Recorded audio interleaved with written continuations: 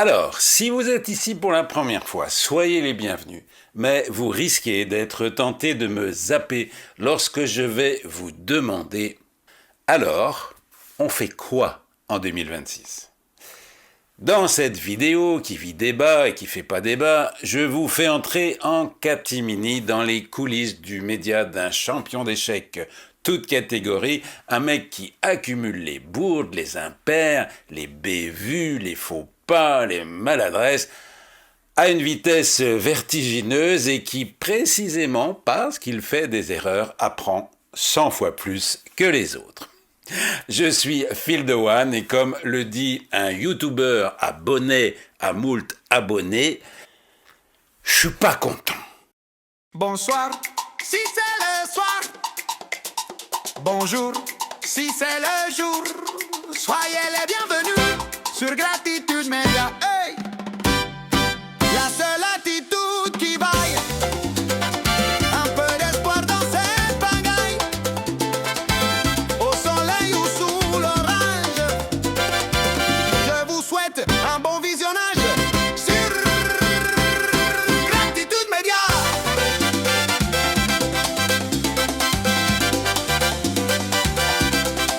Gratitude Média.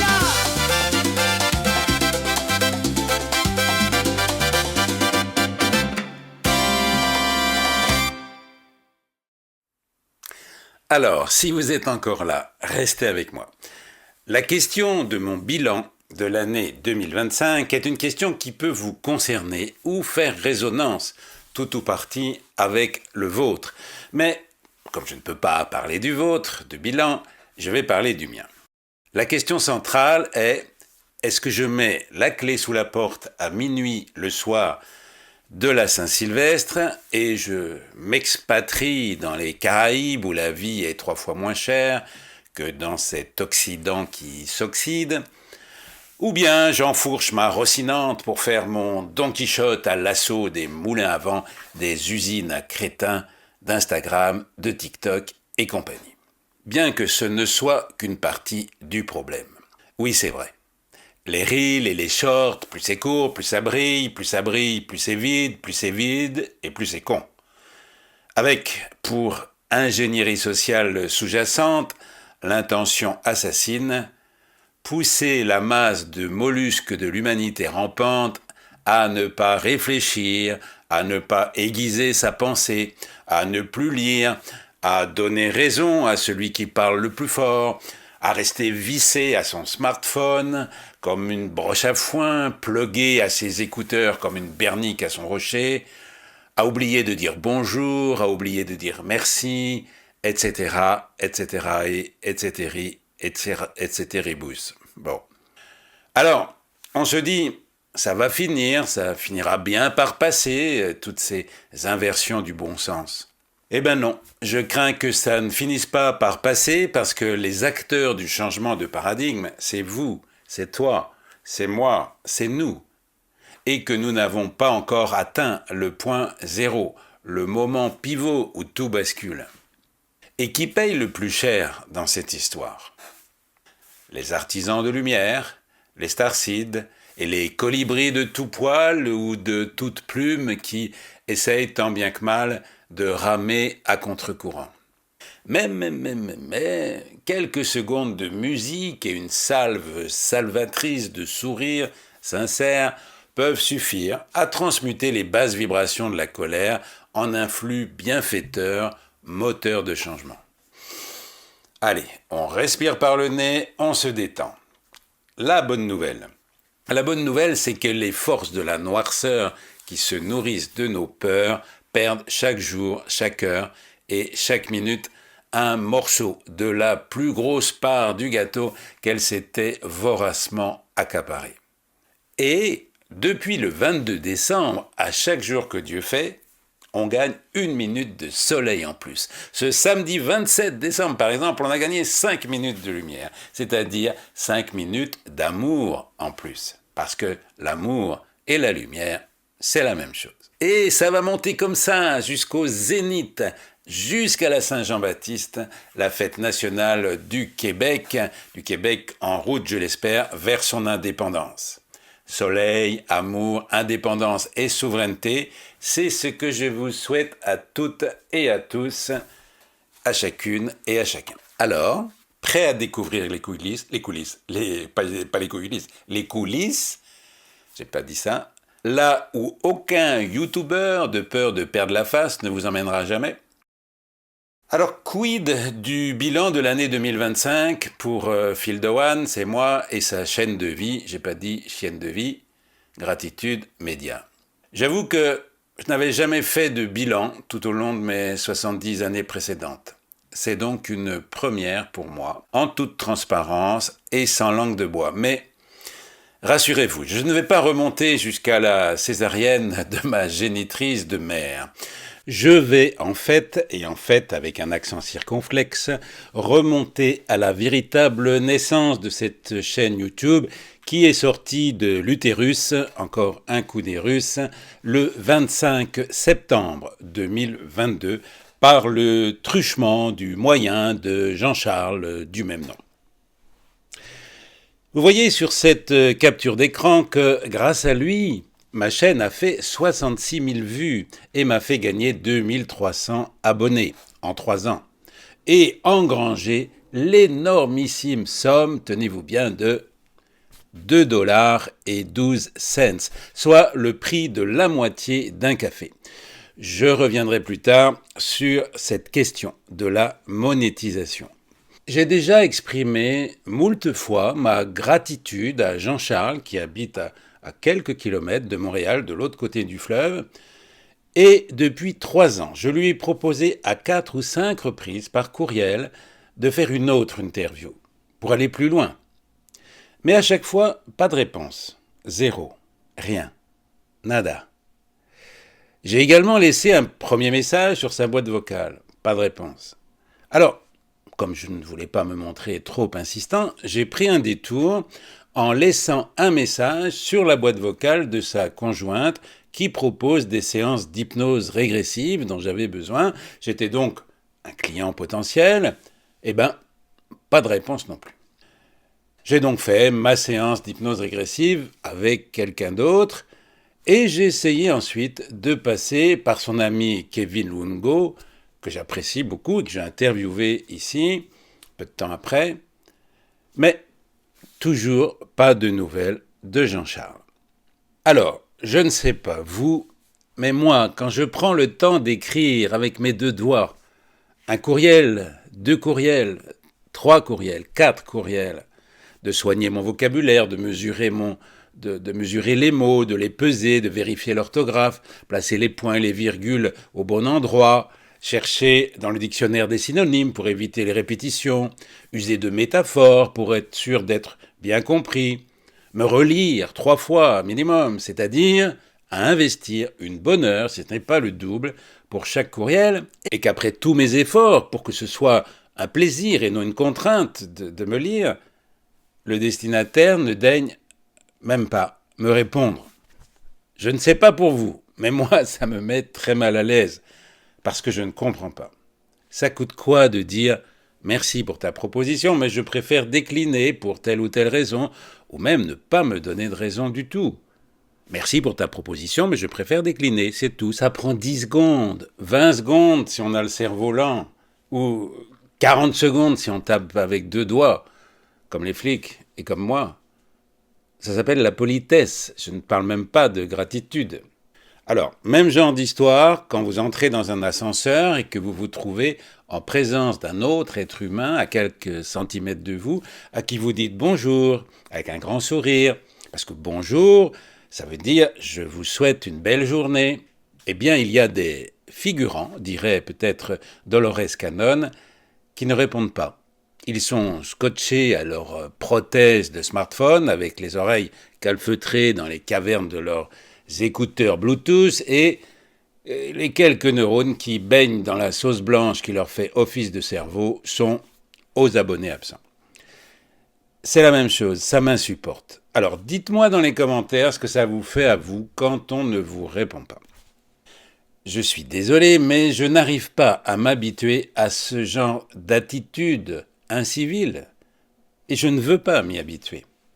Quel message envoient ces humains? Eh bien, c'est très simple. Leur absence de réponse, leur non-réponse, qui est un acte, signifie que je n'ai pas d'existence à leurs yeux, qu'ils ne me reconnaissent pas en tant qu'être humain, ni même en tant que mammifère bipède. Voilà ce que ça signifie pour moi, cet acte de non-réponse. Lorsqu'un chien remue la queue ou jappe pour attirer votre attention, que fait un être humain normal? Rien? Vraiment? Bon, bref. Néanmoins, et oreille en plus, si mon ego est fâché, mon âme, par contre, elle, remercie Jean-Charles Moyen et les figurants des ascenseurs, aux yeux desquels je n'existe pas, de la riche leçon qu'ils m'ont apprise malgré eux. Il est désormais clair pour moi que l'humanité se sépare en deux et qu'il est essentiel, de l'essence du ciel, d'apprendre à accepter ce qui est et que nous ne pouvons pas changer. Les méditations basées sur la respiration consciente et d'autres rituels pour calmer l'émotionnel, comme le tigre de Tal Chaleur par exemple, m'aident beaucoup à traverser ces zones de turbulence auxquelles j'ajoute des process jouissifs et créatifs comme l'écriture, les vocalises et le chant qui m'accompagnent toujours et partout. Alors, continuons à visiter les coulisses de Gratitude Média. Avant de passer à l'opposé, c'est-à-dire à tout le positif que mes 4 ans d'émission hebdomadaire, que mes invités m'ont apporté, voyons d'abord le négatif, ou plutôt une partie de ce qui a vibré bas et même parfois très bas en termes de fréquence.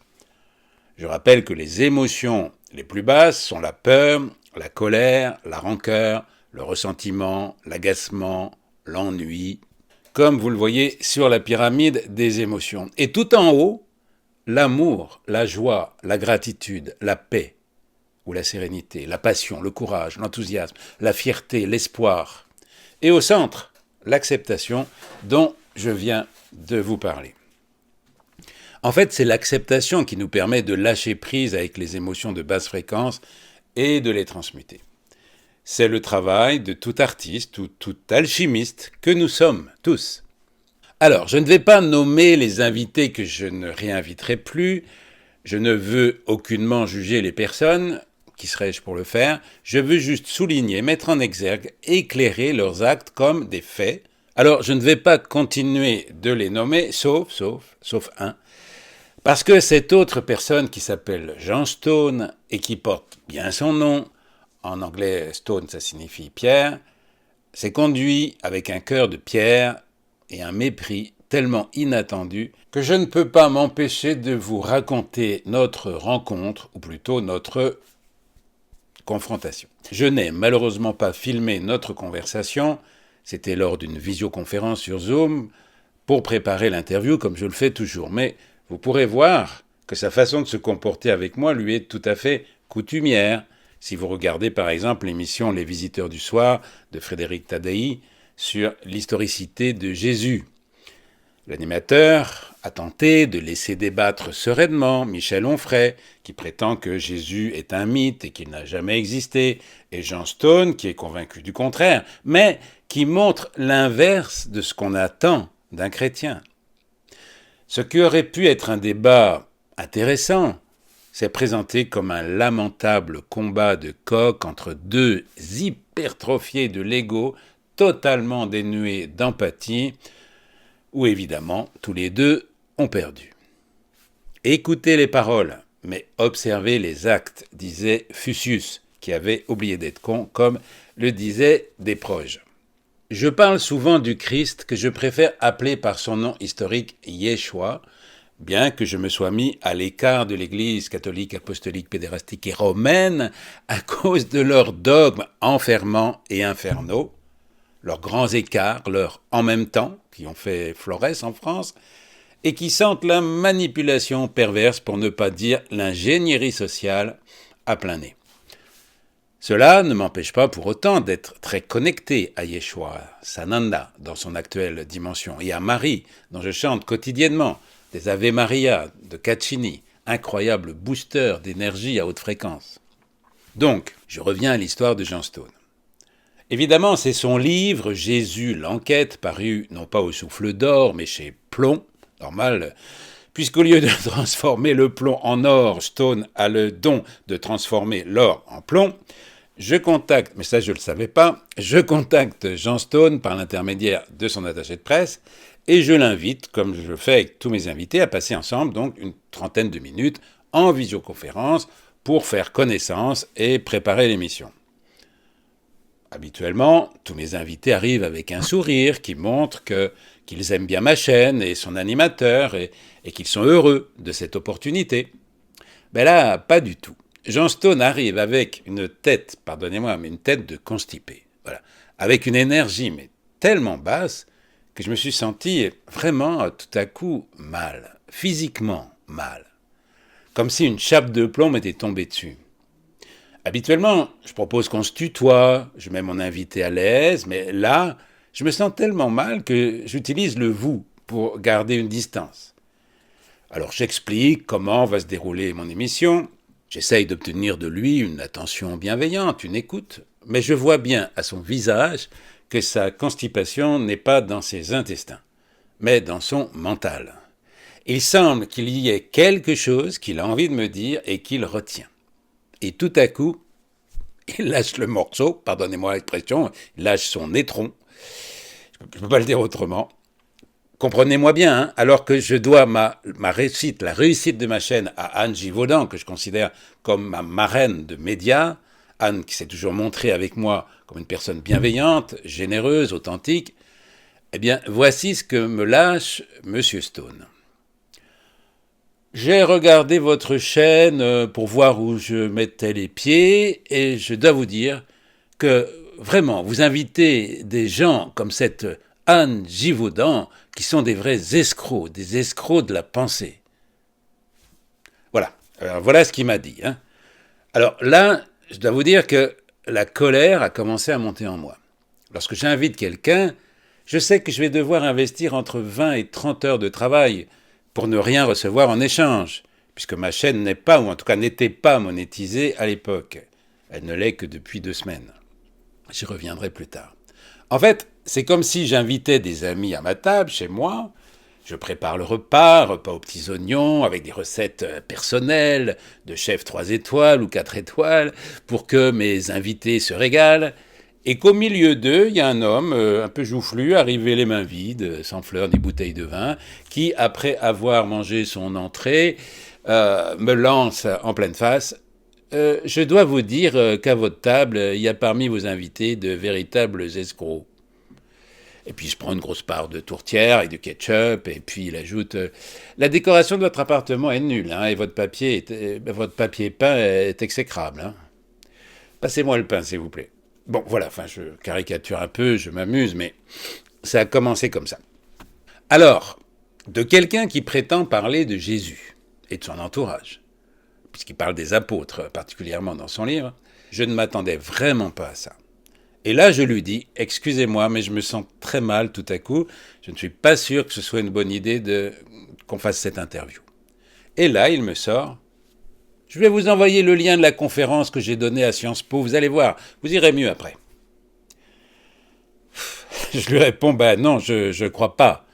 Et là, je lui sors mon pendule de tote, là, en bois d'ébène, sculpté à la main, je le place tout près de la caméra pour qu'il le voie bien, et je lui demande, vous savez ce que c'est, ça ? Eh bien, si je mesure maintenant mon énergie vitale, je vais avoir des chiffres au plus bas. Savez-vous de quoi je parle ?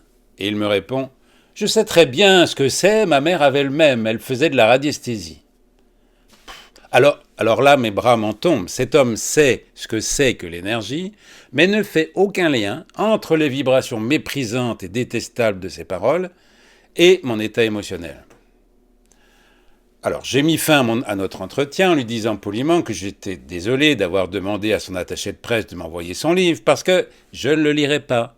Et que pour l'interview, je suis encore désolé, mais il n'y en aura pas. Au revoir, monsieur, portez-vous bien. Alors, vous voyez le livre que je n'ai pas lu. Si quelqu'un, je l'ai là dans ma bibliothèque, quelque part, si quelqu'un à Montréal a besoin d'une cale pour remettre d'aplomb une armoire bancale, ou si quelqu'un manque d'allume-feu pour les bûches de sa cheminée, dites-le moi et je vous l'offre. Voilà. Alors, encore une fois, ce n'est pas l'homme que je juge ici. Je ne juge personne. Ou s'il m'arrive de le faire maladroitement, je me reprends, je présente mes excuses. Je ne juge pas les gens. Je sais mettre de côté les faits, les actes, que je ne confonds pas avec les personnes. Je pense d'ailleurs que ce monsieur Stone doit être en grande souffrance pour se comporter de cette manière et qu'il est plus à plaindre qu'à blâmer. Alors, des histoires comme ça, des gens qui se prétendent être dans la religion ou dans la spiritualité, franchement, je n'aurais pas assez d'une émission entière pour vous en parler. Et je vous avoue que ça m'a pas mal dégoûté du milieu des stars, on va dire, du New Age, du milieu ufologico-galactique aussi, qui ne sont pas toujours, je ne veux pas faire de généralité, mais souvent, ils sont soit des entartrés de la pinéale, coupés du divin, connectés à des faux dieux, soit des hypertrophiés de l'ego. Soit encore, comme c'est le cas du troisième et dernier exemple que je vais vous donner, et ça vaut son pesant de cacahuètes, des personnes qui se promènent avec un chakra racine et même un chakra sacré tellement maléficié, et un chakra couronne tellement ouvert à tous les vents, que leurs pratiques deviennent dangereuses. Et d'autant plus dangereuses que leur notoriété est grande. Et je pèse mes mots. Alors, je ne vais pas nommer cette autre personne. Son énergie est tellement forte qu'elle me l'enverrait à coup sûr en magie noire en pleine face. J'ai déjà subi des sorts, des envoûtements à distance et autres pratiques de sorcellerie de ce genre, au point où j'étais à 2 doigts de perdre la vie, par 2 fois. Alors, je ne tiens pas à me mettre en danger, mais je laisserai tout de même quelques indices pour que ceux qui le souhaitent puissent savoir de qui je parle, parce que c'est du lourd, vraiment du lourd. Alors je vais faire comme dans les romans ou dans les récits de non-fiction, les essais qui reposent sur des faits réels, mais où il peut être dangereux de nommer les personnes. Je vais changer les éléments qui permettraient à coup sûr de l'identifier. Car cette personne m'a menacé. En me faisant clairement comprendre, elle l'a écrit par courriel, avec l'aide d'une intelligence artificielle, je l'ai immédiatement repéré. Cette personne m'a formellement interdit d'utiliser son nom dans mes émissions, ou tout élément qui permettrait de la reconnaître. Cette personne, et je ne dirai pas sciemment s'il s'agit d'un homme ou d'une femme, je ne dirai pas non plus si elle habite en France, en Belgique, en Suisse, en Andorre, à Monaco ou au Québec, à l'île Maurice ou à La Réunion, je dirai juste de cette personne qu'elle parle français. Celle-ci m'a contacté un jour en me disant qu'elle adorait mes émissions, qu'elle s'était d'ailleurs abonnée à Patreon en tant que membre payant, qu'elle adorait mes intros à jonglage de mots, que j'ai laissé de côté depuis, et qu'elle avait une proposition d'émission à me faire. Elle m'a envoyé quelques vidéos sur son activité, une activité, je dirais, de channel, thérapeute, éveilleuse de conscience. Et j'ai été bluffé par la puissance de ces transmissions, tant l'énergie était incroyable. Son sourire, sa joie de vivre, son rayonnement était bienveillant, empathique, enthousiaste. Je lui ai donc proposé tout de suite une interview en lui expliquant qu'une émission me demande, 20, 30, 40 heures de travail, des fois même, que ma chaîne n'était pas monétisée, et bien que je m'autorisais à demander désormais quelque chose en échange pour que la relation soit équilibrée, etc., etc., cette personne m'a répondu « Non, ça sera beaucoup mieux qu'une simple entrevue. Ce que je te propose, c'est un partenariat. » Je ne savais pas ce que c'était. Et je te garantis que tu vas gagner beaucoup plus que le prix que tu pourrais demander. Ah voilà, là il y a mon chat qui parle maintenant. Me dit-elle, à la fois pour son rayonnement énergétique très puissant qu'elle va générer, mais également aussi du point de vue financier, car pour cette 3e émission que cette personne me propose, on est toujours avec ce partenariat de 50%, mais il ne s'agit plus de vendre des vidéos de reportages vibratoires, mais des séminaires de plusieurs jours, des séjours initiatiques sur place, là où dans plusieurs pays étrangers, elle est appelée par ces êtres à se trouver. Et c'est exactement au cœur de ces vortex qu'elle capte et l'énergie de ces êtres et les messages d'amour et de paix magnifiques que j'ai pu lire et que je ne mets pas en doute, même s'il faut toujours être prudent avec ce type de message, parce que aucun channel au monde ne délivre de messages 100% purs. Je suis désolé, je le répète. Aucun channel au monde ne délivre de messages 100% purs. Il y a toujours des éléments parfois infimes, mais parfois plus importants, qui viennent polluer ce message. Nous ne parlons pas ici de la réincarnation de Jésus-Christ. Bon. Il y a par ailleurs une autre notion très importante que je veux vous livrer ici. Écoutez bien ce que je vais dire. Même les mantras bouddhistes qui respectent exactement les mots et la scansion, comme le mantra du lotus par exemple, peuvent être informés par une énergie biaisée, qui n'est plus celle de l'énergie originale. Et c'est ce que fait une certaine secte japonaise, que je ne nommerai pas, extrêmement puissante, et qui sait faire ce genre de manipulation. Pour vous donner un autre exemple, vous pouvez informer un verre d'eau, comme je le fais moi-même, avec de belles paroles, de bénédictions, de gratitude. Mais vous pourriez aussi faire l'inverse. Tout comme il y a la magie blanche, il y a aussi la magie noire. Un autre exemple, plus général, mais que nous vivons. Platon. Platon disait, si tu veux contrôler un peuple, contrôle d'abord sa musique. Et c'est exactement ce qu'a commencé à faire Goebbels, pour le compte de l'Allemagne nazie, pour le compte d'Hitler. Puis ensuite, l'industrie de la musique. Mais j'en parlerai dans une autre émission. Autre chose encore, vous pouvez aussi informer un mudra.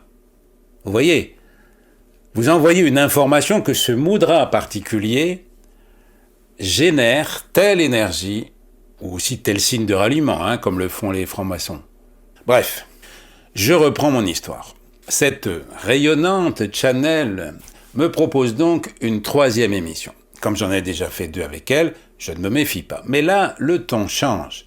Elle ne veut plus d'interview. Elle veut en fait que ce soit elle qui construise l'émission avec une première partie où on mettra telle vidéo en fond d'écran, une deuxième partie avec une autre vidéo spécifique et idem pour la 3e partie.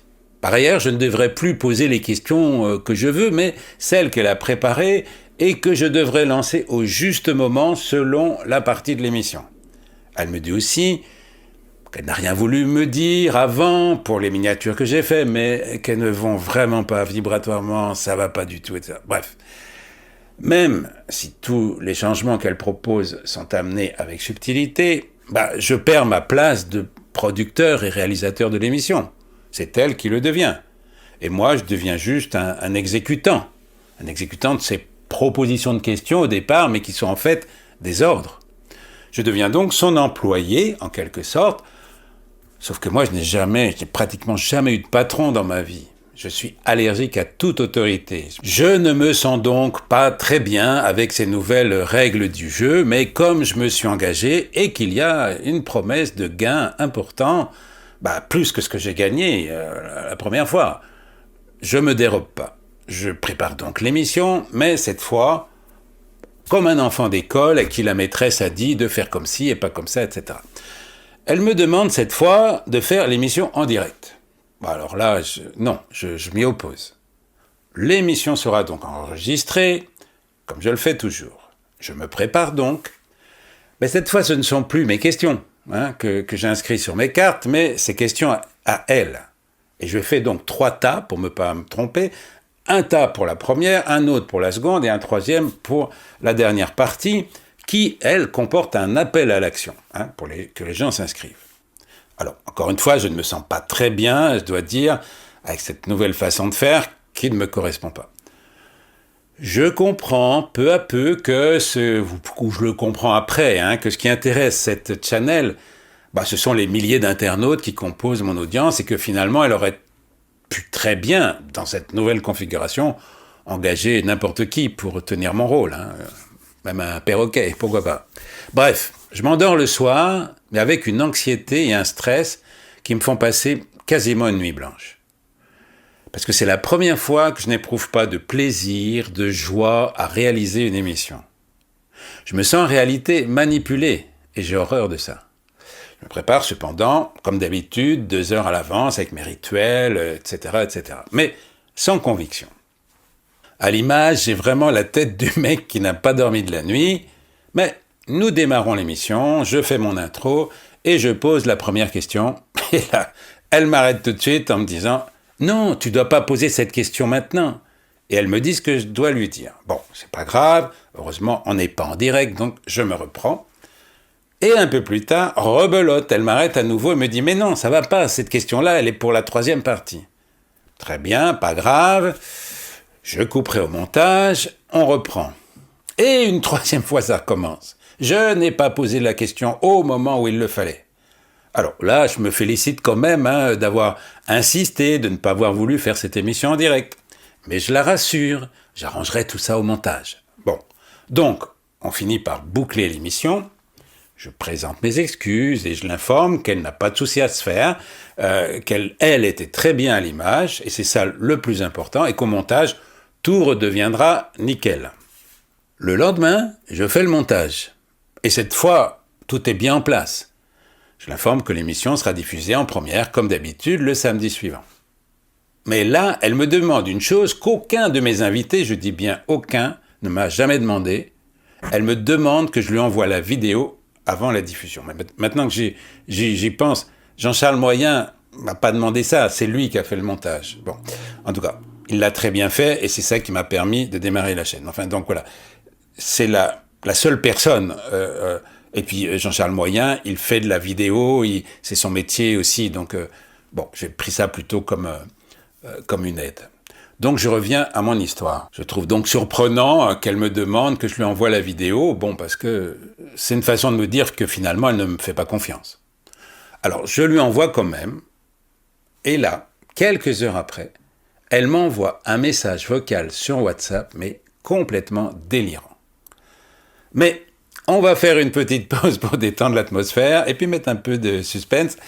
Je vous offre 3 minutes 35 de détente avec une de mes chansons écrites ce 24 décembre, et oui, dans la préparation de Noël d'une certaine manière, une chanson que personne n'a encore jamais entendue. C'est juste une maquette et c'est pas moi qui chante, mais elle raconte comment je me suis senti le soir de Noël. On se retrouve tout de suite après.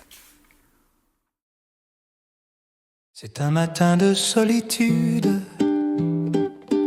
un rendez-vous avec moi-même, où il n'y a plus de certitude, juste l'envie d'écrire un poème. Au clair de la lune, mon ami Pierrot, prête-moi ta plume pour écrire un mot. C'est une journée de solitude, un rendez-vous avec moi-même. Je voudrais sortir de l'habitude d'attendre que ma joie revienne. Ma chandelle est morte, je n'ai plus de feu. Ouvre-moi ta porte pour l'amour de Dieu. C'est une soirée de solitude, un rendez-vous avec moi-même, dessinant comme le prélude de 1001 nuits musiciennes. Au clair de la lune, Pierrot répondit: je n'ai plus de plumes, je suis dans mon lit. C'est une soirée de solitude, un rendez-vous avec moi-même, à l'écart de la multitude, où les opposés se déchaînent. Qu'importe la voisine qui se fout des voisins, leurs paroles assassinent, je m'en lave les mains. C'est une nuit de solitude, un rendez-vous avec nous-mêmes, quand pour nous la vie est rude et qu'on a le cœur qui saigne. Au clair de la lune, on n'y voit qu'un peu, j'affûterai ma plume pour fâcher les fâcheux. C'est une nuit de solitude, un rendez-vous avec nous-mêmes.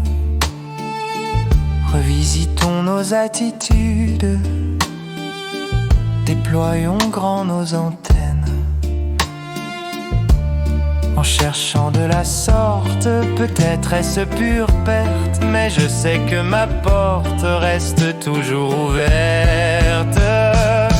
C'est une année de solitude, un rendez-vous avec nous-mêmes, où nos ombres se dénudent, pour oser dire à soi je t'aime.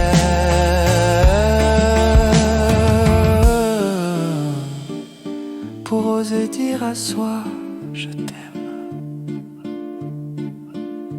Je t'aime.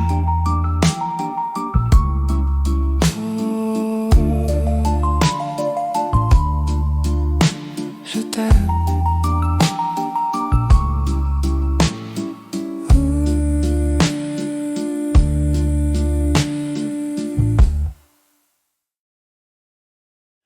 Alors, merci pour l'écoute de cette chanson. Dites-moi dans les commentaires si vous avez aimé ou pas, parce que j'ai l'intention d'en écrire d'autres en 2026 et après. J'ai l'intention d'investir une bonne partie de mon temps justement pour pouvoir les chanter à mon tour avec ma voix, mais bon, ça sera peut-être en 2027, on verra. Et avec des orchestrations réalisées par de vrais musiciens, bon, de les enregistrer en studio, etc. Bref. Mais revenons à nos moutons, ou plutôt à notre dragon. Je vous raconte maintenant la suite, le final, la conclusion inattendue de cette manipulation perverse réalisée par ce channel de lumière inversée. Maintenant, c'est comme ça que je nomme cette personne. Channel de lumière inversée de haut vol. Donc, après avoir fini le montage de cette émission, dont je n'étais plus vraiment le producteur, mais dont j'étais quand même satisfait sur le plan technique, sur le plan du contenu, du message, j'envoie le lien pour que la personne, qu'il serait dangereux de nommer, puisse voir que tout était correct. Quelques minutes après, elle me laisse un message vocal hallucinant. Un message qui disait à peu près ceci. Alors, Phil, je viens de regarder la vidéo et dès le début, je me suis senti très mal, mais vraiment très mal. J'ai dû tout arrêter, aller faire une marche pour retrouver mes esprits. J'ai vu à l'image, derrière moi, apparaître des tentacules horribles, c'était insupportable. Je me suis pas encore remis. Alors, je te demande de ne pas diffuser cette émission. Je ne t'autorise pas à diffuser cette vidéo. L'énergie que tu y as mis au montage a complètement transformé la belle énergie d'amour que j'y avais apportée. Je t'aime beaucoup, Phil, mais là, ça n'est pas possible. On va arrêter de travailler ensemble. On ne travaille plus ensemble. Tu n'es plus partenaire. Je n'aime pas faire ça, mais je suis obligé. On ne travaille plus ensemble. Bye bye. Voilà, alors, je ne sais pas comment vous auriez réagi, vous qui m'écoutez, mais j'avais passé déjà une trentaine d'heures à réaliser cette troisième émission, qui peut-être n'était pas au top, mais elle était au moins du même niveau que les deux précédentes. Et cette personne m'avait assuré que je toucherais beaucoup plus que ce que j'avais déjà gagné. Et ça m'arrangeait bien, vu que mon découvert était abyssal à la banque. Et là, tout à coup, parce qu'elle a vu ces tentacules que personne à part elle ne peut voir, des tentacules qui sont peut-être ses propres projections, les projections de son énergie inversée, elle me fait comprendre que c'est mon énergie pourrie pendant le montage qui a généré cette pieuvre nauséabonde. Alors là, franchement, j'avoue que j'étais extrêmement choqué, déstabilisé, atterré par un tel retournement, une telle mauvaise foi, une telle manipulation digne d'un pervers narcissique. Bref, dans son message, cette personne ne dit même pas qu'elle est désolée, elle ne me dit même pas qu'elle va me dédommager pour mes heures de travail, aucune excuse, elle n'est pas désolée, et en plus elle me fait porter la responsabilité d'avoir généré ces tentacules imaginaires, là, sans jamais s'être posé la question de savoir si c'était pas le fruit de son énergie à elle, ou de son imagination. Bref, je ne vous raconterai pas la suite en détail parce que ça a failli se terminer très mal, au tribunal. J'ai passé 2 mois horribles à essayer de comprendre. Elle m'envoyait des lettres de menaces, m'a interdit de lui parler, interdit de parler à aucun membre de son équipe. Enfin, une condamnation totalement injuste, sans la possibilité de me défendre, de faire connaître mon point de vue, de trouver un arrangement, d'essayer de comprendre ce qui se passe. Une condamnation sans appel, complètement absurde, complètement disproportionnée, qui m'a fait découvrir le vrai visage de cette personne que je prenais pour un guide spirituel. Alors, vous comprendrez que j'ai pris soin de ne donner aucun élément qui pourrait identifier cette personne, parce que je sais que les énergies qu'elle capte sont extrêmement puissantes et qu'elle pourrait les utiliser contre moi. J'ai déjà failli mourir à 2 reprises dans ma vie à cause d'attaques de forces de l'ombre. J'évoque d'ailleurs ces 2 points de bascule dans un livre qui parut au Dauphin Blanc, d'ailleurs aux côtés avec d'autres intervenants comme Anne Gévaudan.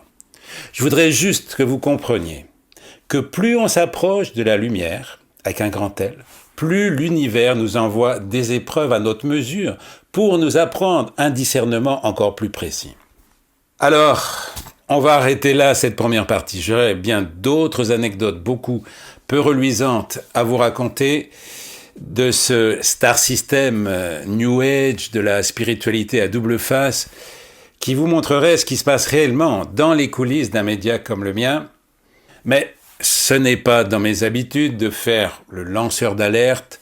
D'autres le font beaucoup mieux que je ne pourrais le faire moi-même. J'ai au contraire pour habitude de mettre en lumière des enchantements, des émerveillements. Mais il faut quand même, de temps en temps, que je montre que je ne vis pas au pays des bisounours, où tout le monde se fait des câlins. Il y a aussi, dans ce beau monde idyllique de la spiritualité, de la religion, du développement personnel, des coups de poignard dans le dos, comme celui que je viens de vous raconter. Moralité, utilisez toujours votre discernement critique, également vis-à-vis de moi-même. Et méfiez-vous de tout ce qui brille. Voilà.